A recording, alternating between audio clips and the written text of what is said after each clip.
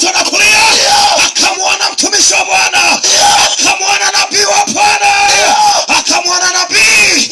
Alipomwona nabii aliyeitwa Isaya, unaposoma Biblia unamwona Isaya alikuwa nabii mkubwa. Wana kwenye Biblia walikuwa manabii wakubwa na manabii wadogo. Piga Yesu makofi. Mungu alichoona akatafuta nabii mkubwa aliyeitwa Isaya, akasema, nabii Isaya, kamanda wangu, nenda.